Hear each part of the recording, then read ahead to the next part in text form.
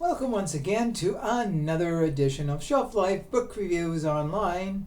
Thank you for taking the time to watch my videos and hope you will continue to watch them. First of all, for those in the London and area, I'm just pointing out that the new issue of Shelf Life June and July 2022 issue is out. Now there's two different colored covers. I just wanted to add a little variety, so if you get the limey or whatever, yellowy, limey, or the blue, then there's in each one there are 59 books reviewed. So if you're looking for a great variety in books, you look for the latest issues at quite a few bookstores across the city and other locations, and in shopping malls as well too. So to the books at hand. Two books, as always, I'm bringing to your attention, two great fiction reads that hopefully when you're out at the bookstore you will consider them and add them to your reading lists. The very first book is Harlan Coben's The Match. It is published by Grand Central Publishing and it retails for $37. Harlan Coben has been writing for decades. He's one of the most trusted and respected authors out there. And anytime you read a Harlan Coben book, you do not forget it. This one is quite exceptional. It is reportedly the sequel to the first book, The Boy in the Woods, that he wrote in 2020. It featured this boy named Wilde, W-I-L-D-E, he simply went by, and he lived in the woods for many, many years in the Ramapo Mountain State Forest. Hester Crimstein, who was a lawyer, found him and sort of foster cared for him, and as he grew up, he became part of the family.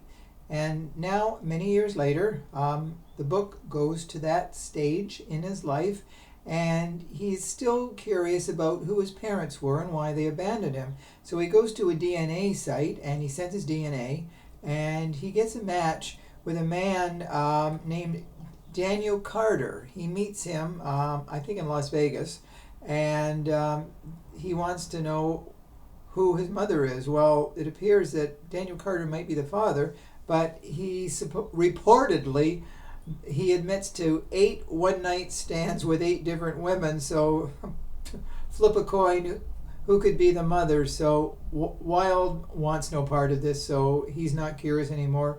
He just leaves and he goes back to the Crimsteins, and he finds out that there are other ways to locate people.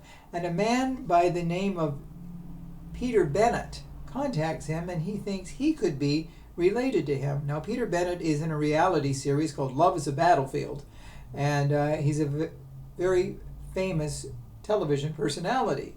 So there's this avenue that could he somehow be related to Wilde, and maybe he will add some pieces to the puzzle of his life. Now, Peter Bennett suddenly disappears. It's as though he is off the face of the earth, but it seems someone does not want him on the face of the earth because of the connection to Wilde. So it's a very interesting plot. And why don't certain people want Wilde to find out the truth? Now, also in the story are a group of people called the Boomerangs, who simply go by animal names. They're sort of a vigilante squad, and they kill people who aren't the best people. They've committed crimes, they've done horrible things. So they take the law into their own hands. Now the FBI suddenly puts Wilde on their radar as if he is part of the killings. So the book gets certainly very complex, but that's what you always find in a Harlan Coben book. The complexities are there, the characterizations are first class, and it definitely makes you wonder just, will Wilde find out the truth? And because these killers, are shooting people 3 times. It's like bang, bang, bang, and that's it. 3 times and out. So you'll be kept captivated till the very last pages of this book, and you really cannot go wrong with a Harlan Coben book. If you're looking for a book to match your reading taste, The Match is definitely a book that you should put at the top of the list. The second book of note and interest this week is The Marriage of Rose Camilleri by Robert Hough. This is published by Douglas and McIntyre, and it retails for $24.95.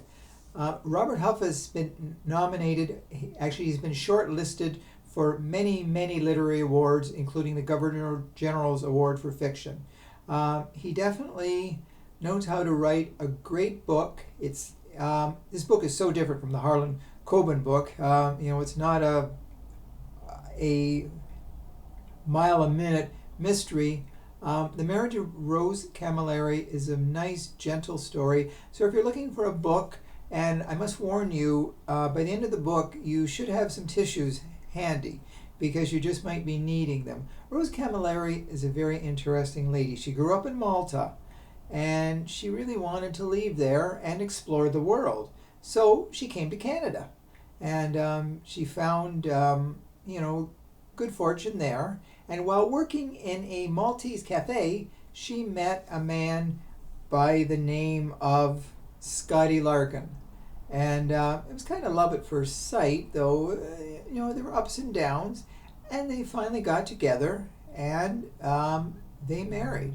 Now, it wasn't the greatest marriage. They had their battlefields, and so they did have 2 children. So the book looks at the past, her growing up, her falling in love, her relationship with Scotty Larkin, and then it sort of fast forwards 25 years into the future. Now, Scotty Larkin was not the best person. He was in trouble with the law quite a bit, and he was like a bad boy, but she overlooked his imperfections, let's put it that way. And they grew together, they grew apart. It was a love-hate relationship. And Robert Huff writes the book so eloquently, and the book really is told through the eyes of Rose Camilleri, past and present. And we see her vulnerable side, we see her tough side, and we see her forgiving side. So the book gets us to the present and to the fact that Scotty Larkin is not in the best of health, and he may be down to his last few days on this earth. And she kind of forgives him for what he's done during his life. Like, he hasn't been abusive, but he's just been, like I say, a love-hate relationship. He's done stupid things, he said stupid things, and he got back to a life of crime. So the book, by the last few chapters, you know what's coming. And like I said, you may need a few tissues, because it is definitely written so beautifully, the last few chapters. And we see Rose Camilleri is stronger than she thinks. She lives through the pain and the sorrow, but she has beautiful memories too. So if you're definitely looking for a book that's different and a book that's very, very emotional, The Marriage of Rose Camilleri is definitely a book that you should be looking into. So those are the 2 books I wanted to draw to your attention: The Match and The Marriage of Rose Camilleri. So as always, I thank you for taking the time to watch my videos. Please do send me your comments, positive and negative. And if you buy these books, please let me know if you agree with me or don't agree with me. So until we meet again, as I always say, stay safe, stay sane, stay social distancing, and please stay in touch. Thanks again, and bye for now.